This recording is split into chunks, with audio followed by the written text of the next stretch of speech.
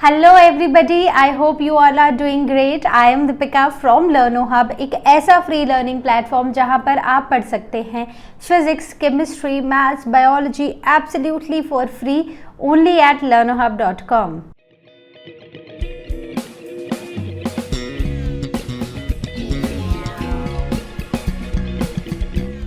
तो बच्चों, आज का सेशन हमारे प्रीवियस सेशन का ही कंटिन्यूएशन है। तो इसमें हम आज कंक्लूड करेंगे अपना chapter the reproductive system. So without wasting any time, let's get started. So till now we have discussed about the male reproductive system, the female reproductive system, the structure of the male gamete and the menstrual cycle. So today we are going to talk about the fate of an egg cell. तो ये क्या है? This is an egg cell जो कि ovary से release हो चुका है, राइट? तो अब जब ओवरी से रिलीज हो गया, ठीक है, एग सेल जो है वो रिलीज हो गया ओवरी से, रिलीज्ड फ्रॉम ओवरी। तो अब क्या होगा? अब ये पहुंच जाएगा फेलोपियन ट्यूब में, राइट? कहाँ पर जाएगा ये? फेलोपियन ट्यूब, जिसे हम यूट्राइन ट्यूब भी बुलाते हैं या फिर हम उसे ओविडक्ट भी बुलाते हैं। तो अब क्या होगा? अब देखिए, अब यहाँ पर दो चीज़ें हैं, या तो एग फर्टिलाइज हो जाएगा, ठीक है, या तो क्या होगा, जो एग है वो फर्टिलाइज हो जाएगा, या तो एग फर्टिलाइज नहीं होगा, ठीक है, या तो एग फर्टिलाइज हो जाएगा या तो नहीं होगा। क्लियर? अगर एग फर्टिलाइज हो जाता है तो ये फर्दर मूव करेगा इनटू द यूट्रस और वहां पर जाके ये क्या हो जाएगा? इम्प्लांट, मतलब कि यूट्रस की वॉल से अटैच हो जाएगा और अब यहाँ पर ग्रो करना शुरू कर जाएगा, ठीक है। तो यहाँ पर एम्ब्रायो की डेवलपमेंट शुरू हो चुकी है। या अगर एग फर्टिलाइज नहीं होता है तो क्या होगा? तो जब अगर एग फर्टिलाइज नहीं होगा तो ये फर्दर मूव तो ये यूट्रस की तरफ ही करेगा और वहाँ पर जाके ये क्या हो जाएगा? डीजेनरेट हो जाएगा। मतलब कि अब जब मेंस्ट्रुअल फ्लो होगा तो ये एग सेल जो है ये भी उसी मेंस्ट्रुअल फ्लो में it will flow out from the female reproductive tract. So this is the journey of an egg cell, right? अब अगर हम नेक्स्ट टॉपिक की बात करें, सो अभी तक हमने पढ़ा था कि मेंस्ट्रुअल साइकिल होती है, ठीक है, वो कैसे होती है, क्यों होती है, उसके फेजेस क्या होते हैं। लेकिन वो तो तब है जब एग फर्टिलाइज नहीं हुआ, लेकिन अगर एग फर्टिलाइज हो गया तो क्या होगा? तो इसीलिए अब हम पढ़ने वाले हैं फर्टिलाइजेशन। सो फर्टिलाइजेशन क्या है? It is basically the fusion of male and the female gamete.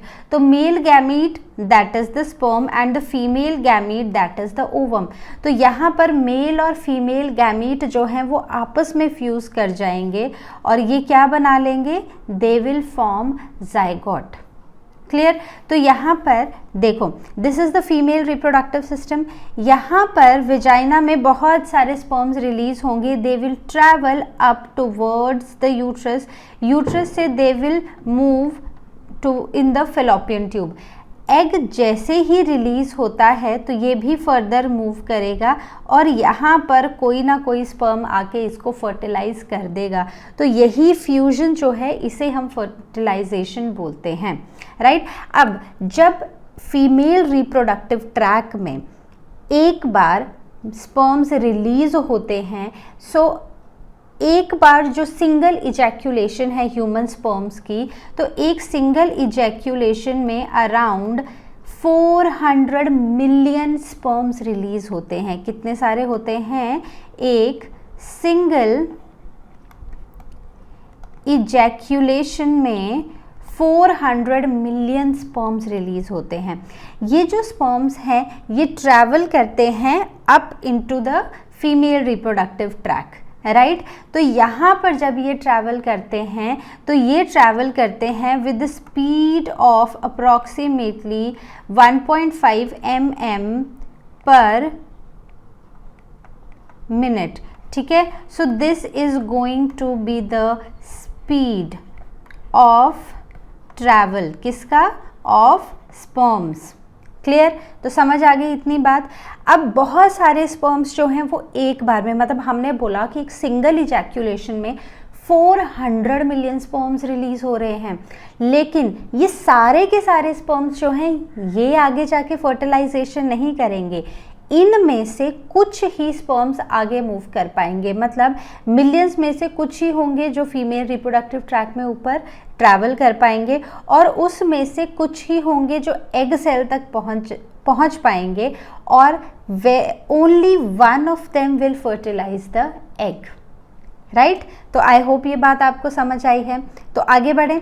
आगे है फर्टिलाइजेशन को ही थोड़ा हम पिक्टोरियल वे में एक बार और समझने की कोशिश करते हैं। तो देखो यहाँ पर क्या हुआ, this is an egg cell, और ये बहुत सारे स्पर्म्स जो हैं वो एग सेल को अप्रोच करने वाले हैं।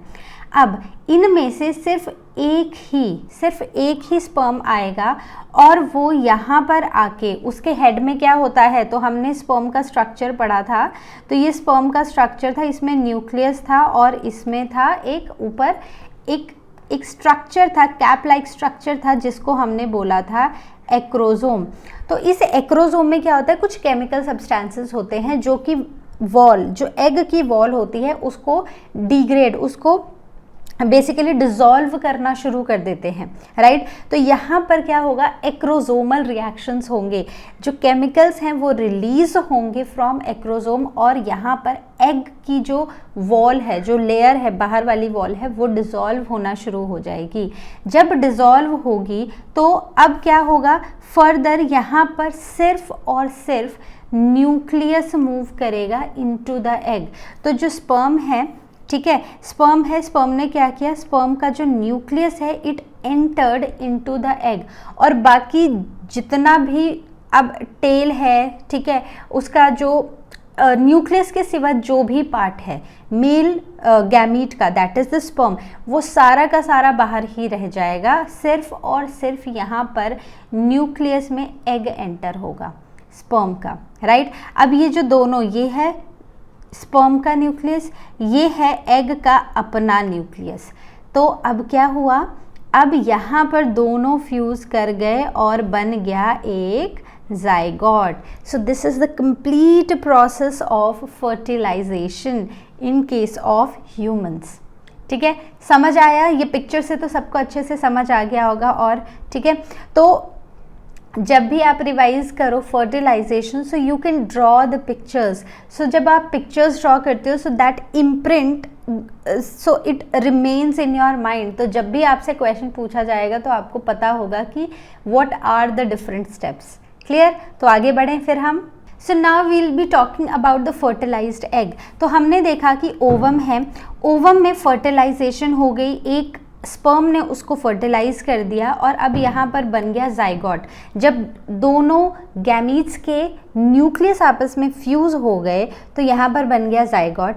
अब ये जो जाइगोट है ये फर्दर डिवाइड करता जाएगा, जैसे दिन बढ़ते जाएंगे वैसे वैसे ये डिवाइड कर जाएगा, इससे पहले कि वो कहाँ पर पहुँचे, यूट्रस में पहुँचे। फर्टिलाइजेशन कहाँ हुई, फर्टिलाइजेशन हुई कहाँ पर, फिलोपियन ट्यूब में। अब इम्प्लांटेशन कहाँ पर होगी, कहाँ पर अटैचमेंट होगी, अटैचमेंट होगी जाकर यूट्रस में। तो अब all the way to uterus जब तक ये फर्टिलाइज्ड एग जाएगा तब तक ये डिवाइड होता जाएगा। तो सबसे पहले ये एक सेल से 2 सेल बनेंगे, 2 से 4 बनेंगे, 4 से 8 बनेंगे, 8 से 16, 16 से 32, ऐसे सेल्स जो हैं वो नंबर उनका इंक्रीज ही होता जाएगा।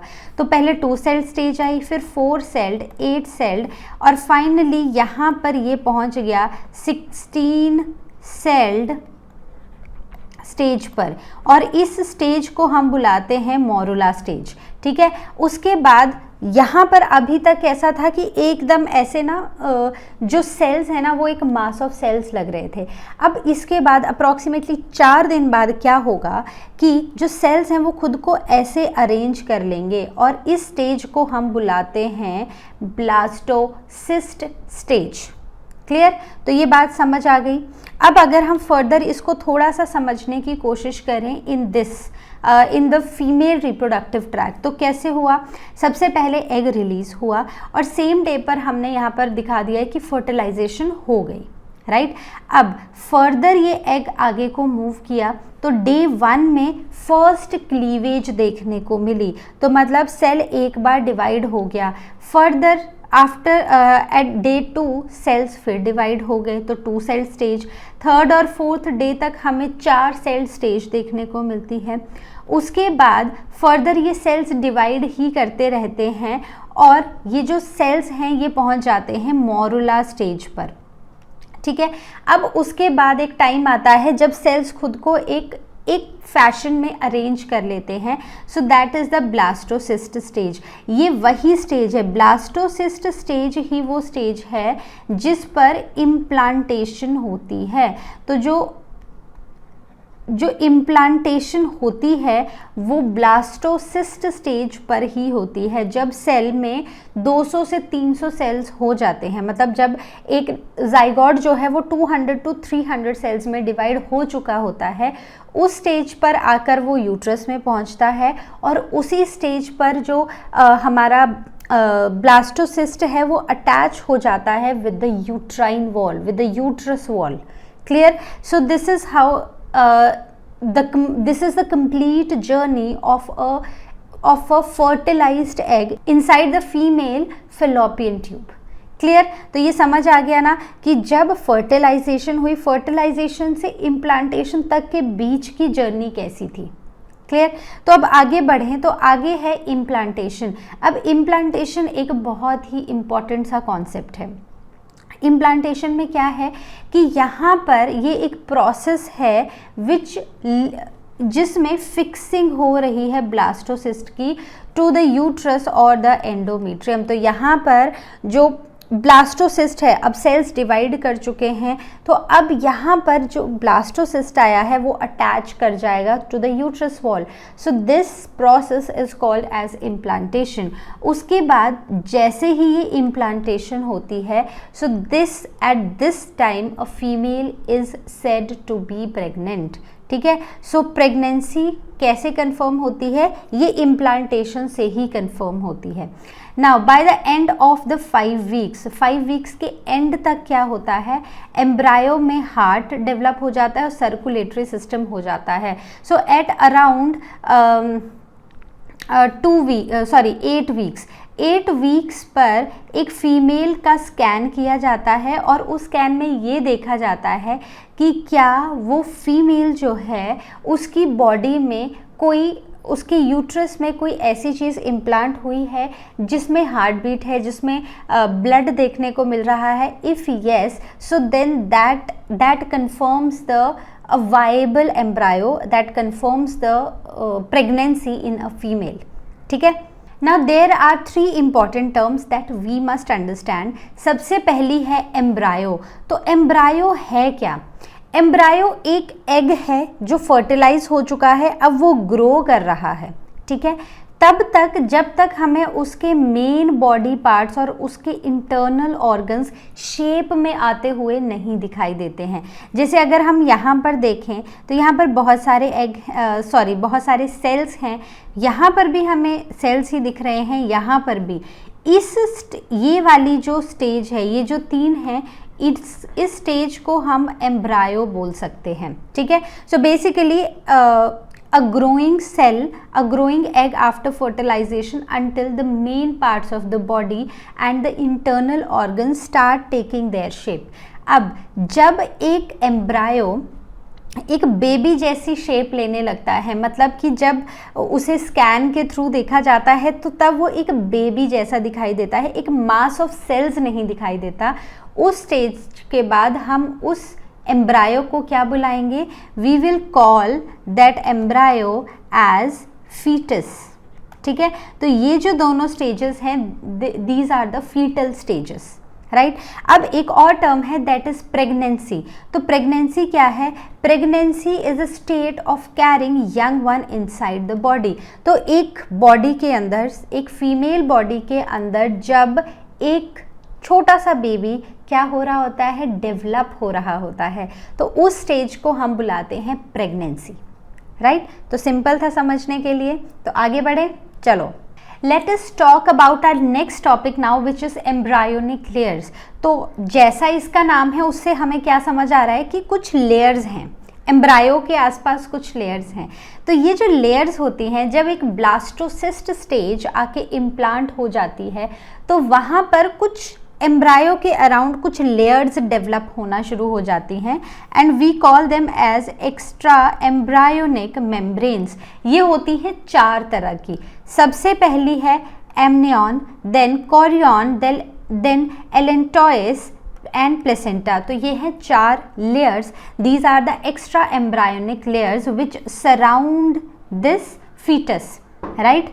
तो अब यहाँ पर ये जो लेयर्स है ना, इनका फंक्शन क्या है, इन लेयर्स की ज़रूरत क्या है। अब देखो, एक छोटा सा बेबी है, उसको प्रोटेक्ट करना है तो उसके अराउंड हमें कुछ लेयर्स ऑफ प्रोटेक्शन लगानी पड़ेगी। तो बस इन लेयर्स का भी वही काम है। सबसे पहले इसका फंक्शन है कि जो एम्ब्रायो डेवलप हो रहा है उसको प्रोटेक्ट करना, देन न्यूट्रिशन देना इस डेवलपिंग एम्ब्रायो को। अब एक छोटा सा बेबी अगर आपके घर में आया है तो उस छोटे से बेबी को आप प्रोटेक्ट भी करोगे, ठीक है, कि कोई भी आके उसको ऐसे ही टच ना कर जाए या कोई चीज़ उसके ऊपर ना गिर जाए तो आप, या फिर वो बेड से नीचे ना गिर जाए तो आप आसपास ऐसे पिलोज लगा दोगे कि छोटा सा बेबी उसको चोट ना लग जाए, राइट।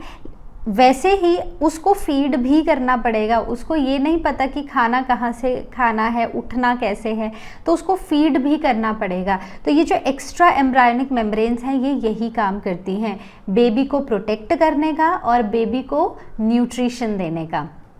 अब इसमें सबसे पहली जो लेयर है दैट इज़ द एमनियन, ठीक है। So we will be discussing about amnion layer. तो एमनियन क्या है, it is basically a sac. तो ये आप बीच में देख रहे हो, ये फीटस है और फीटस के बाहर ना ये कुछ ऐसी एक लेयर जैसी है, ठीक है। तो ये एक सैक जैसा है, मतलब एक सैक है जिसके अंदर बेबी है। तो ये जो सैक है, ये जो आउटर जो आप सैक की बाउंड्री देख रहे हो, so this is basically the amnion, right. तो ये क्या करता है, it develops around the embryo even before the formation of एलेंटोसिस।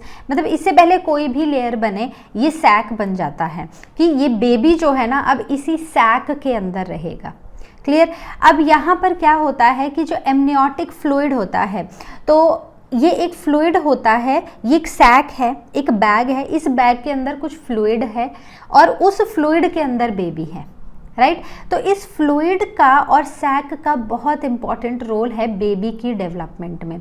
तो जैसे कि अगर कोई भी शॉक लगता है, कोई भी जर्क होता है, जैसे मदर है तो मदर बाय चांस थोड़ा बहुत ऐसे हिल जाती है या उसको कोई ऐसे झटका सा लग जाता है, तो उस जर्क से, उस मैकेनिकल शॉक से कोई भी फिजिकल डैमेज ना हो एम्ब्रायो को या फीटस को, तो वो कौन ध्यान रखता है, this amnion and the amniotic fluid, ठीक है। दूसरा, it keeps in even pressure all around the embryo. अब होता क्या है कि जो यूट्रस है ना वो एक बहुत ही छोटी सी जगह है। अब जब बेबी डेवलप हो रहा है ना तो ये यूट्रस का साइज़ भी बढ़ रहा है। जब इसका साइज़ बढ़ रहा है, जब फीटस की डेवलपमेंट हो रही है तो यूट्रस का साइज़ तो बढ़ेगा। अब जब साइज़ बढ़ेगा तो जगह तो उतनी है, तो बेसिकली क्या होगा कि बाकी जो ऑर्गन्स हैं, जो बॉडी के अंदर ऑर्गन्स हैं, उनको थोड़ा थोड़ा पुश मिलेगा कि थोड़ा थोड़ा साइड हटो हटो हटो हटो, ठीक है। तो हर एक ऑर्गन जो है वो भी एक अपना प्रेशर डालेगा वहाँ पर। तो उस प्रेशर को इवन रखने के लिए throughout the body of the foetus these amnion and the amniotic fluid plays a very important role. The next one is it allows fetus some restricted movements. तो अगर आपने कभी किसी का स्कैन देखा हो तो आप देखोगे कि वहाँ पर ना बेबी जो है ना वो उसकी मूवमेंट, उसकी कभी हाथ की या लेग्स की मूवमेंट्स देखने को मिलती हैं, ठीक है। सो बेसिकली ये जो एमनियोटिक फ्लूइड है ये कुछ मूवमेंट्स बेबी को अलाउ करता है, फीटस को अलाउ करता है। The next is it prevents the sticking of the foetus to the amnion. तो अब क्या है कि ऐसा ना हो कि जो फीटस है वो इस सैक से, इस embryonic layer that is amnion से चिपक जाएगा तो ना मूवमेंट्स हो पाएंगी, ना वो किसी शॉक से बच पाएगा और बहुत सारी प्रॉब्लम्स होंगी। So baby might not be able to breathe. तो इसलिए ये जो सैक है, ये जो फ्लूइड है, ये इंश्योर करता है कि बेबी और जो एम्ब्रायोनिक लेयर है, जो ये सैक है, वो एक दूसरे के साथ स्टिक ना हो जाए। ठीक है, तो ये बात समझ आई, इतना हमें समझ आ गया एमनियन और एमनियोटिक फ्लूइड, इनका क्या रोल है, क्यों ये इम्पॉर्टेंट है। वेरी गुड, आगे बढ़ेंगे अब हम। Now coming on to our next layer that is placenta. Placenta एक बहुत ही इंपॉर्टेंट रोल प्ले करता है एक फीटस की डेवलपमेंट में। तो होता क्या है कि एक 8 वीक्स ओल्ड जो एम्ब्रायो है ना, that is a living organism. तो अब लिविंग ऑर्गेनिज्म है तो वो लिविंग ऑर्गेनिज्म जैसे सारे फंक्शंस परफॉर्म करेगा, उसको न्यूट्रिशन भी चाहिए, वो वेस्ट्स भी प्रोड्यूस करेगा और उन वेस्ट को बाहर भी निकालना पड़ेगा और उस तक न्यूट्रिशन भी पहुंचाना पड़ेगा। तो ये जो सारा काम है ये कौन करता है? This happens with the help of placenta. So placenta क्या है? It is basically a disc like structure attached to the uterine wall. तो जो यूट्रस की वॉल है उसके साथ एक डिस्क लाइक स्ट्रक्चर अटैच होता है जिसे हम प्लेसेंटा बुलाते हैं। अब ये जो प्लेसेंटा है, प्लेसेंटा का क्या फंक्शन है? प्लेसेंटा का फंक्शन है जितना भी खाना, जितना भी ऑक्सीजन इस ग्रोइंग फीटस को चाहिए वो उस तक पहुंचाना, और दूसरा जो एक्स्ट्रा नाइट्रोजनस वेस्ट हैं या फिर कार्बन डाइऑक्साइड है, मतलब जितना भी वेस्ट प्रोड्यूस कर रहा है वो फीटस, उस सब को उसकी बॉडी से बाहर निकाल देना। तो ये सारा काम कौन करता है? प्लेसेंटा करता है। तो प्लेसेंटा होता कैसा है? प्लेसेंटा बेसिकली एक कॉर्ड है, एक डिस्क लाइक स्ट्रक्चर है वी कैन से, जो फीटस से अटैच्ड है और मदर से अटैच्ड है।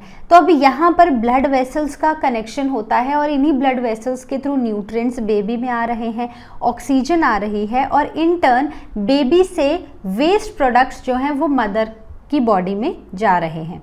ठीक है, और मदर की बॉडी से वो एक्सक्रीट आउट हो जा रहे हैं। तो ये जो सारा प्रोसेस है ना, from mother to foetus, from foetus to mother, it all happens by diffusion.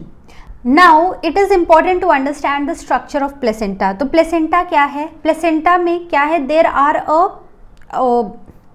Placenta में there are lot of blood vessels which connect mother and the foetus. तो विलाए हैं, villi are in close contact with the mother's body, लेकिन यहाँ पर जो blood vessels हम देखेंगे mother की और फीटस की, तो वो क्लोज कॉन्टैक्ट में हैं, लेकिन कभी भी वो एक दूसरे से मिंगल नहीं होती हैं, कभी भी ब्लड की मिक्सिंग डायरेक्टली नहीं होती है। तो यहाँ पर क्या है? So this you can see this is this is a blood vessel which is coming from the mother. ठीक है, और ये जो आपको दिखाई दे रहा है, these are the foetal capillaries. ठीक है, जो फीटस है उसकी ब्लड वेसल्स हैं एक तरह से। क्लियर? तो यहाँ पर होगा क्या कि ऑक्सीजनेटेड ब्लड, मतलब lot of oxygen plus nutrients आएंगे from the mother and by the with the help of diffusion process. किस प्रोसेस से? डिफ्यूजन से यहाँ पर ऑक्सीजन और न्यूट्रिएंट्स कहाँ चले जाएंगे? इन ब्लड कैपिलरीज में, जो कि फीटस की तरफ से आ रही हैं। ठीक है, तो यहाँ पर भी क्या होगा? डिफ्यूजन हो जाएगा into the blood. Right, now all these oxygen, all the nutrients will go to the fetus. Fetus in turn will produce some waste. ये waste दूसरी vessel से होते हुए कहाँ पर जाएगा? Into the, so basically it will enter here and then it will go into this vessel and then it will come in close contact with the mother's blood vessel, और यहाँ से जितना भी नाइट्रोजनस वेस्ट है वो by with the help of process called diffusion it will enter into this blood vessel. तो वो इस ब्लड वेसल में एंटर हो जाएगा। राइट, तो यहाँ पर हम देख रहे हैं कि जो मदर की ब्लड वेसल है और जो फीटस की ब्लड वेसल्स है, they are in very close contact but they will never mix with each other, they will never mingle with each other. ठीक है, so this is how the complete exchange of nutrients, the exchange of gases happens in placenta. ठीक है, इसको थोड़ा सा और depth में देखते हैं। So the placenta structure is something like this. इसमें आप ये बाहर देख रहे हो, ये कुछ ऐसा स्ट्रक्चर है, ठीक है, ये एक स्ट्रक्चर है। This is basically a developing placenta, और इसी प्लेसेंटा से अटैच्ड होती है हमारी एक लेयर, कौन सी पढ़ी थी हमने, एलेंटॉइस। तो एलेंटॉइस, ये जो लंबा वाला यहाँ पर आप स्ट्रक्चर देख रहे हो ना, दिस इज एलेंटॉइस, राइट। उसके बाद अगर आप फर्दर नीचे आओगे तो यहाँ पर ये जो एलेंटॉइस है ये क्या हो जाएगी, ये बेबी से आके अटैच हो जाएगी, और इस पॉइंट पर हम इसको क्या बोलते हैं, we call it umbilical cord. क्या बुलाएंगे, अम्बिलिकल कॉर्ड, राइट। अब this is the foetus. Foetus किसके अंदर है, एक लिक्विड के अंदर, और इस लिक्विड को हम क्या बुलाते हैं, एमनियोटिक फ्लूइड, ठीक है। एमनियोटिक फ्लूइड के बाहर तो कौन सी वॉल होगी, हमने पढ़ा था कि जो एमनियोटिक फ्लूइड है वो फीटस को और किसको सेपरेट करता है, एमनियन को। तो ये वाली जो वॉल है जो immediately which is in connection with the amniotic fluid is the amnion, और एमनियन के बाद फिर से ये आपको ऐसे फिंगर लाइक प्रोजेक्शंस बहुत सारे देखने को मिल रहे हैं। सो दिस इज़ द कोरियन। ये कौन सी लेयर है, this is the chorionic layer, ठीक है, कोरियन है ये। तो अब अगर आप यहाँ पर देखो, so this is the foetus, this is the embryo, this is the placenta, these are the muscular walls, right. अब इस पिक्चर में भी अगर हम इसको समझना चाहें, सो दिस इज़ प्लेसेंटा। ये जो यहाँ पर हमें ऐसे ये वाला स्ट्रक्चर देखने को मिल रहा है, this is placenta. Now the cord which is connecting the placenta and the foetus is the umbilical cord, ठीक है। यहाँ पर वेन्स और आर्टरीज भी दिखाई हैं, जो कि हमने एक डिटेल स्ट्रक्चर पढ़ा कि कैसे ऑक्सीजन, न्यूट्रिएंट्स और कार्बन डाइऑक्साइड का एक्सचेंज होता है। So these are the arteries and veins.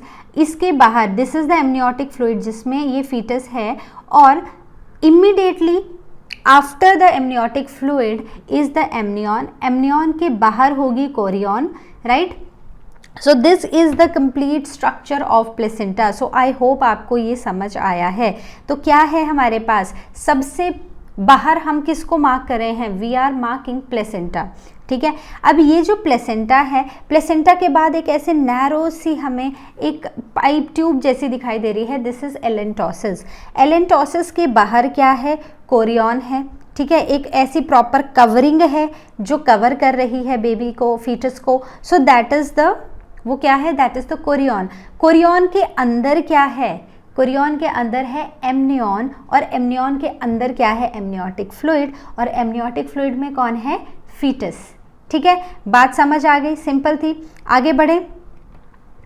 अब हम ये देखेंगे कि हमने बोला कि जो भी डिफ्यूजन है वो हो रहा है थ्रू प्लेसेंटा, ठीक है। सारा का सारा डिफ्यूजन प्लेसेंटा से होता है। तो कुछ चीज़ें जो हैं वो उनकी मूवमेंट अलाउड होती है फ्रॉम मदर टू फीटस, कुछ होती है जो फीटस टू मदर जाते हैं। तो पहले देखते हैं कि मदर से फीटस को क्या क्या आता है। एक तो बहुत ही इंपॉर्टेंट चीज़ें आएंगी जिसमें ऑक्सीजन होगी, जिसमें न्यूट्रिएंट्स होंगे। So oxygen, glucose, amino acids, lipids, fatty acids, glycerol, then vitamins, then mineral ions, कुछ ड्रग्स हैं वो भी एंटर कर जाती हैं, then alcohol, nicotine, antibodies and viruses. तो ये बोला जाता है when a female is carrying, so at that time she should strictly abstain herself from alcohol and nicotine. This is because they can enter into the placenta, और placenta से वो foetus तक पहुंच सकते हैं और फीटस को नुकसान पहुंचा सकते हैं, राइट। वहीं पर अगर हम फीटस टू मदर, तो फीटस से मदर को क्या जाएगा, जितना भी वेस्ट प्रोड्यूस होगा फीटस की बॉडी में, जैसे कार्बन डाइऑक्साइड गैस प्रोड्यूस हो रही है, यूरिया हो रहा है, और भी कोई वेस्ट है, तो वो फीटस से मदर की तरफ को मूव कर जाएगा। तो बहुत सारी रेस्पिरेटरी गैसेस हैं, न्यूट्रिएंट्स हैं, एंटीबॉडीज़ हैं, ये सब मदर से फीटस को मूव करती रहती हैं। वहीं पर जर्म्स की अगर हम बात करें, कुछ जर्म्स की अगर हम बात करें, तो वैसे तो दे आर इम्परमिएबल। इम्परमिएबल मतलब वो पेनिट्रेट नहीं, वो डिफ्यूज़ नहीं हो पाते हैं फ्रॉम मदर टू फीटस। लेकिन एक ऐसा वायरस हमें पता है, कुछ वायरसेस हैं जिनमें से एक है दैट इज़ HIV वायरस। तो ये जो HIV है, ठीक है, ये जो HIV का वायरस है basically human immunodeficiency virus, so this virus can enter from mother to the foetus. तो इसीलिए अगर कभी भी आपने किसी प्रेग्नेंट फीमेल का एक टेस्ट देखा हो, उसमें HIV टेस्ट ज़रूर होता है, ठीक है, because this virus can actually enter from mother to the foetus and foetus में ये बहुत सारी प्रॉब्लम्स क्रिएट कर सकता है, राइट। तो आई होप समझ आ गया, प्लेसेंटल डिफ्यूजन भी समझ आ गया आपको। Now comes the placenta acts as an endocrine gland। तो endocrine glands कौन से होते हैं? ये वही glands हैं जो कुछ secretions produce करते हैं और उनको release कर देते हैं into the placenta, right? तो endocrine gland, अगर placenta एक endocrine gland एक्ट कर रहा है तो वो कुछ हॉर्मोन्स प्रोड्यूस कर रहा होगा। कौन से हैं वो हॉर्मोन्स? सबसे पहले है progesterone and the second one is the oestrogen. तो presence of progesterone in urine confirms that particular female is pregnant. तो जब भी यूरिन टेस्ट किया जाता है to confirm pregnancy in a female, तो उसके केस में प्रोजेस्टेरॉन का टेस्ट, प्रोजेस्टेरॉन की प्रेजेंस देखी जाती है इन द यूरिन, राइट। अब अगर हम आगे बढ़ें, so the next term that we are going to discuss is parturition, जिसे हम बर्थ भी बुलाते हैं। तो बेसिकली क्या है ये टर्म, क्या है? इस टर्म का यही मतलब है कि जब एक बेबी, एक फीटस फुली डेवलप्ड है, अब वो मदर की बॉडी से बाहर आएगा। So it is the act of expelling a full term foetus from mother's uterus at the end of gestation.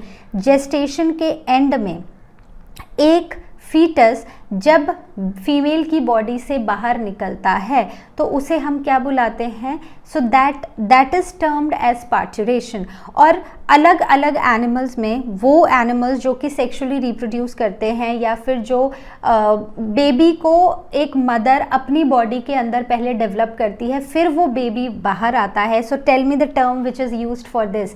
सबको पता ही होगा, बचपन से पढ़ते आ रहे हैं आप, सबको पता है, right it in the comment section, ठीक है। तो यहाँ पर हर एक फीमेल का जो जेस्टेशन टाइम है, जेस्टेशन टाइम क्या होता है? So gestation it is the time जितनी देर के लिए एक फीमेल अपनी बॉडी के अंदर एक फीटस को रखती है और उसकी ग्रोथ होती है उस टाइम के अंदर। तो अगर हम ह्यूमंस की बात करते हैं, सो इट इज़ अराउंड 280 डेज। तो वैसे ही अगर हम डॉग्स की बात करेंगे, से एलिफेंट्स की बात करेंगे, से कैट की बात करेंगे, तो ये जो सबका जेस्टेशन टाइम होता है, वो टाइम जिसमें एक फीटस डेवलप होता है inside the mother's womb, so that time is called as gestation. ये अलग अलग होता है। नाउ इस टाइम पर क्या होता है, अब जैसे ही एक फीटस फुली डेवलप होता है तो वहाँ पर ना एक हार्मोन होता है, रिलैक्सिन हार्मोन, वो सिक्रीट होना शुरू हो जाता है और यहाँ पर यूट्रस में कॉन्ट्रैक्शंस होना शुरू, बड़ी ही पावरफुल कॉन्ट्रैक्शंस होना शुरू हो जाती हैं and finally the baby starts moving out. जो बेबी का हेड है at the time of the birth, अगर हम 9 मंथ्स के एंड ऑफ जेस्टेशन की बात करें तो जो एक फीटस होता है उसका हेड नीचे की तरफ को आ जाता है and when these contractions happen, so the head comes out first and then the complete body comes out, ठीक है। तो पहले सिर्विक्स डायलेट होगा and from cervix into the vagina finally the baby will come out into this world. अब इस time पर क्या होता है कि जैसे ही बेबी बाहर आता है वैसे ही there is a crying sound that is heard. तो ये बोला जाता है कि एक नेचुरल तरीका है जिससे एक बेबी, जो न्यू बॉर्न बेबी है, वो अपना रेस्पिरेटरी सिस्टम को क्लियर करता है एंड दिस ऑल्सो कन्फर्म्स कि एक बेबी पैदा हुआ है ना। तो अब क्या होगा कि हमने देखा था कि बीच में तो भाई एक कॉर्ड थी, है ना, जो कनेक्ट कर रही थी मदर को और फीटस को, तो अब उसका भी तो कुछ करना पड़ेगा। So it is cut something like this and it is tied with a clip और आफ्टर अराउंड 15 मिनट्स प्लेसेंटा जो होता है that also gets detached from the uterus and that comes out from the the same track, the cervix, then vagina and out of the female body. So this happens during parturition. समझ आ गया सबको? तो आगे बढ़े अब है human की डेवलपमेंटल स्टेजेस क्या क्या हैं। तो देखो, सबसे पहले अगर एक स्कैन आप देखोगे एक 1 मंथ प्रेग्नेंट लेडी का, तो उसके अंदर ना आपको कुछ ऐसा सा दिखाई देगा। आफ्टर 2 मंथ्स आपको क्या देखने को मिलेगा कि ये जो मास ऑफ सेल्स थे ना, इन्होंने अब एक शेप लेना शुरू कर दी है। So the baby, the foetus will, you will see the fetus something like this. After 3 months यहाँ पर और ग्रोथ देखने को मिलेगी फीटस की, राइट। उसके बाद 3 मंथ्स पे, this is the 4th month जहाँ पर और डेवलपमेंट हो चुकी होगी। 5th मंथ तक तो ऑलमोस्ट सारे ही ऑर्गन्स बहुत अच्छे से डेवलप हो चुके होते हैं।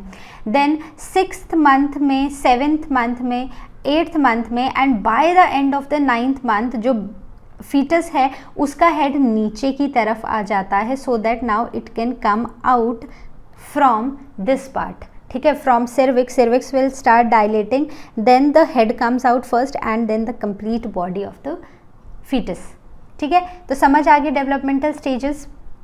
अब अगर हम आगे बढ़ें तो आगे है the stages in birth, that is very important. तो बर्थ की स्टेजेस कैसी होती हैं?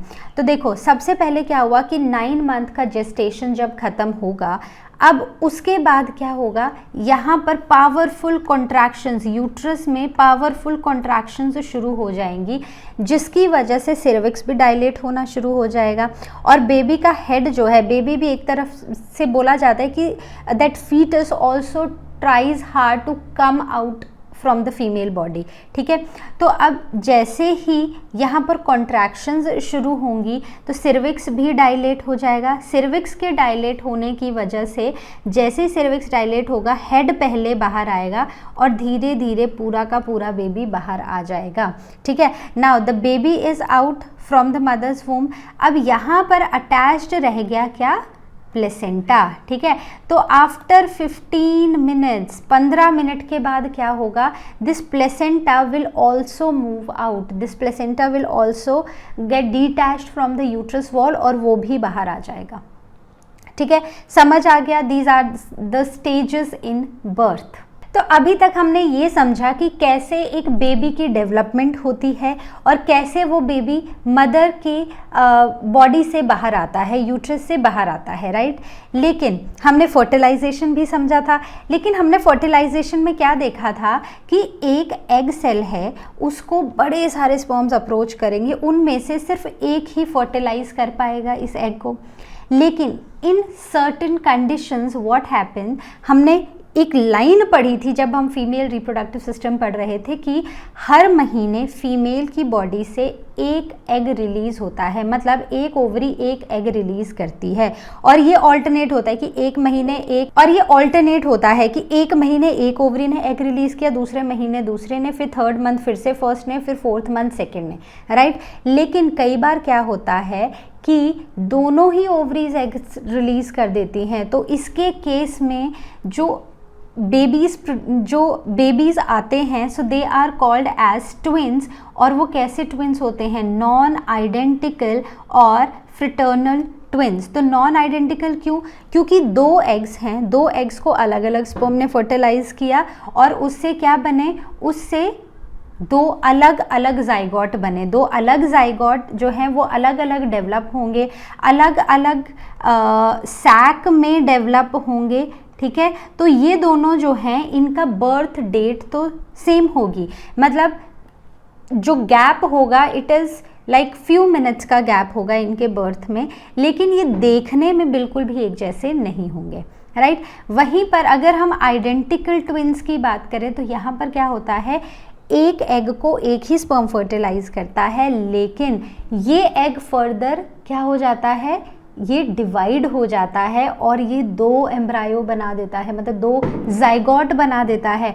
2 जाइगोट जो हैं वो अब अलग अलग डेवलप होते हैं, लेकिन इनका सब कुछ सेम होता है, मतलब इनका देखने में ये बेसिकली सब कुछ तो सेम नहीं होता, बट देखने में ये बिल्कुल एक जैसे होते हैं, क्योंकि क्या है, एक ही एग और एक ही स्पर्म से ये डेवलप हुए हैं, तो इसलिए ये देखने को एक जैसे ही होंगे, ठीक है, तो समझ आ गई। लेकिन यहाँ पर भी क्या होता है कि इनके फिंगरप्रिंट्स, इनकी आईज, ये इन सब में थोड़ी वेरिएशंस देखने को मिलती हैं। और ऐसा नहीं है कि आइडेंटिकल ट्विन्स हैं तो एक जैसी हैंडराइटिंग होगी, क्लास में एक फर्स्ट आ रहा है तो दूसरा भी फर्स्ट आएगा, ठीक है, तो वैसा यहाँ पर नहीं है, राइट। तो this is how these identical and fraternal twins develop।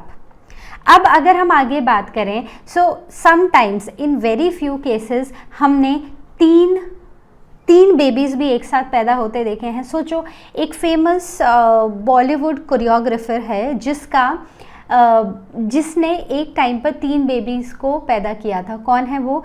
Farah Khan. तो फराह खान जो है उन्होंने एक ही टाइम पे 3 बेबीज़ को पैदा किया था, right. So they were the triplets and sometimes quadruplets are also formed where 4 babies are born at a time. तो जैसे जैसे इसके बाद भी 5, 6, 7 भी देखे गए हैं, लेकिन जैसे जैसे ये बेबीज़ का नंबर इंक्रीज़ होता है वैसे वैसे यहाँ पर जो सर्वाइवल चांसेस हैं इन बेबीज़ के वो कम हो जाते हैं, ठीक है। तो अब एक और सिचुएशन हम कई बार देखते हैं कि कोई ऐसा एक कपल है जिसको बेबी नहीं हो रहा है, they are struggling hard to have a baby. तो the new technique which has been developed, not a very new but it was developed long back in 1970s almost। तो वहाँ पर जो फर्स्ट टेस्ट ट्यूब बेबी जो आया था, जो पैदा हुआ था, that was her। So she was the first test tube baby. She was born on July 25, 1978. Now she is the first test tube baby and now she has her own baby which and her baby is a normal baby। मतलब वो IVF baby नहीं है। This baby is not a test tube baby but this baby is a normal baby। तो यहाँ पर क्या होता है कि जब कोई कपल है वो कंसीव नहीं कर पा रहा है तो वहाँ पर फीमेल गैमीट और मेल गैमीट को लेके artificially in laboratory they are fertilised और एक सर्टेन नंबर ऑफ सेल्स तक उसको वहाँ पर ग्रो कराया जाता है and then that particular cell mass is implanted into the female. तो वो जैसे ही वो सेल मास आके यूट्रस से इम्प्लांट होता है तो यहाँ पर बेबी की डेवलपमेंट क्या हो जाती है, शुरू हो जाती है। क्लियर? तो समझ आ गया। So this is the test tube baby concept. अब कई बार कुछ ऐसे भी बच्चे देखे गए हैं जो कि कॉन्जॉइंट ट्विन्स हैं, मतलब उनकी बॉडी का कोई ना कोई पार्ट जो है वो आपस में कनेक्टेड है। जैसे आप इन दोनों बेबीज़ को देख सकते हो तो इनका सर जो है वो एक दूसरे से कनेक्टेड है, ठीक है। तो ऐसे भी बेबीज़ मिलते हैं। बहुत सारे केसेस में इनको ऑपरेट भी किया जाता है, लेकिन ऑपरेट करने के बाद सर्वाइवल चांसेस जो हैं ऑपरेशन के बाद वो काफ़ी कम होते हैं, राइट। अब now the Siamese twins. So there was a lady from China who gave birth to 2 babies who were connected to each other at the thoracic region. तो बेसिकली दोनों जो बच्चे थे वो क्या थे, वो कॉन्जॉइंट थे, वो थोरेसिक रीजन से वो कनेक्टेड थे एक दूसरे से। तो ये जो दोनों बच्चे हैं they lived their life for 63 years and then they married sisters also, ठीक है। तो ये एक फर्स्ट वर्ल्ड फेमस केस था जहाँ पर ये कॉन्जॉइंट का केस देखा गया था। इसलिए ऐसे ट्विन्स जो थोरेसिक कैविटी से एक दूसरे से जॉइंट होते हैं उन्हें साइमीज ट्विन्स बुलाया जाता है, ठीक है। कई बार सर्जरी के बाद they can be separated but sometimes they do not survive. और ये जो केस आता है, ये जो सिचुएशन ये तब डेवलप होती है कि जब एग फर्टिलाइज हो गया लेकिन अब वो सेपरेट आउट नहीं हुए एक दूसरे से, तो उस केस में ये ट्विन्स, ऐसे ट्विन्स, कॉन्जॉइंट ट्विन्स वाली सिचुएशन देखी जाती है। अब एक ऐसा ही केस है इन दोनों गर्ल्स का जहाँ पर ये दोनों गर्ल्स कुछ ऐसे एक दूसरे से थोरेसिक कैविटी से, चेस्ट कैविटी से एक दूसरे से कनेक्टेड हैं। अब now next comes is the surrogate mother. अब जैसे हम बात कर रहे थे कि many of the couples go for test tube babies, many of the couples go for IVFs, लेकिन कई बार ये भी पॉसिबल नहीं हो पाता है, एक फीमेल अपनी बॉडी में एक बेबी को कैरी कर ही नहीं पाती है, तो उस केस में she can always opt for a surrogacy. तो सरोगेसी एक ऐसी कंडीशन है जहाँ पर एक फीमेल किसी और के बेबी को अपनी बॉडी में डेवलप कराती है। 9 मंथ्स के जेस्टेशन पीरियड जो है वो किसी और मदर में होता है। So that is the surrogate mother. So any women who offers to carry anyone else's fertilized egg or embryo in her own womb till the completion of pregnancy and then delivers the baby। तो ये जो fertilisation है egg की और sperm की, ये कहाँ पर होगी? लैब में होगी। फिर वैसे ही जैसे IVF में होता है कि एक सर्टन स्टेज तक उस एम्ब्रायो को डेवलप होने, उस जाइगोट को डेवलप होने दिया जाएगा एंड फाइनली उसको ऑलमोस्ट ब्लास्टोसिस्ट स्टेज पे उसको कहाँ डाल दिया जाएगा? इनसाइड द फीमेल बॉडी, ताकि वो जाके यूट्रस की वॉल से इम्प्लांट हो जाए, right. So this condition is called surrogacy. So बच्चों, this was all about from the chapter the reproductive system. तो अब जितना भी हमने डिस्कस किया है उसको एक बार रिवाइज ज़रूर करना और उसके बाद daily practice problem that is DPPs ज़रूर प्रैक्टिस करना और उसके बाद लेना एक ऑनलाइन टेस्ट। तो देखना आपको कितना समझ आया है। So if you still have any doubts please go to learnohub.com और वहाँ पर जाके अपने क्वेश्चंस को पोस्ट करो। So I will see you next time. Till then you take care and as you all know, Learno hub free है पर best है।